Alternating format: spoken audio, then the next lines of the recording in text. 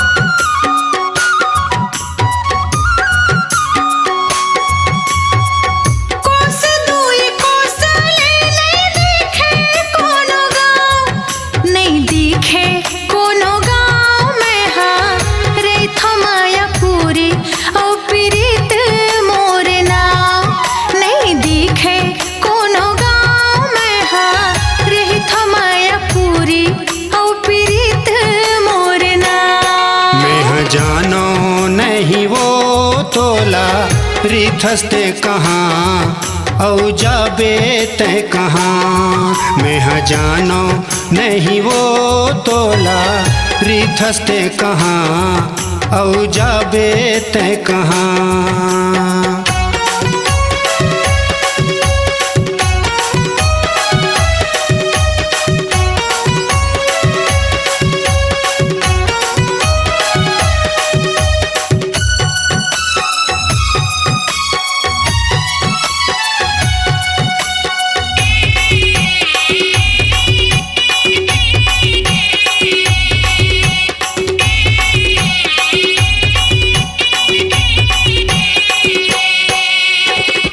ना तो चिरे चाल करे ना तो कौवा का।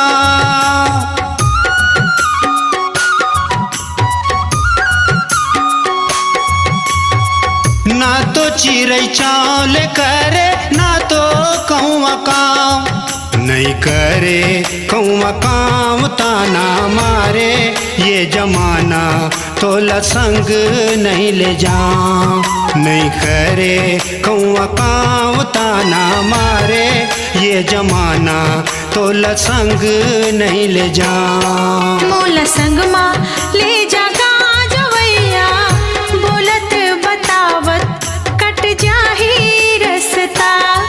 मैं जानो नहीं वो तोला रिथस्ते कहाँ औ जाबे तय कहाँ।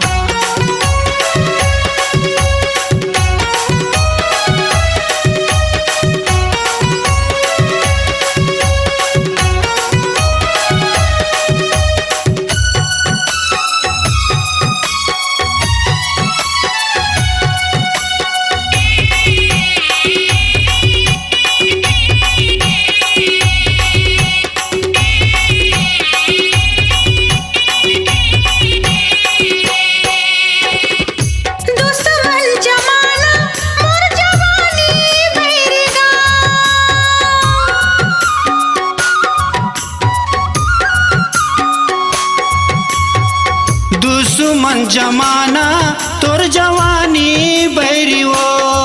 मोर जवानी बैरे गाँव में हा पहिरे हवा पाँव में चांदी के पहिरेगा। तोर जवानी बैरी वो ते हाँ पहिरे हवस पाँव में चांदी के पहिरिना। मोला संग मा ले जा गाजवैया बोलत बतावत कट जाही रस्ता। मैं जानो नहीं वो तोला रिथस्ते कहाँ औ जाबे तय कहाँ।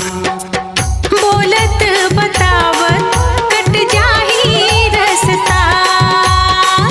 रिथस्ते कहाँ औ जाबे तय कहाँ। हाँ, बोलत बतावत कट जाही रस्ता।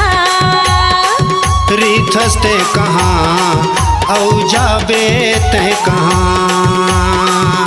बोलत बतावत कट जाही रसता। अपनी आवाज को दीजिए एक नया मुकाम। डिजिटल रिकॉर्डिंग की दुनिया का जाना पहचाना नाम स्वरांजलि, जहां गूंजती हैं ध्वनियां अपनी माटी की सौंधी सुगंध के साथ। छत्तीसगढ़ी संगीत के विविध रंग जो पहुंचाते हैं पूरे प्रदेश में डिजिटल रिकॉर्डिंग के संग। स्वरांजलि स्टूडियो, नेमीचंद गली नंबर 2, गंजपारा, रायपुर।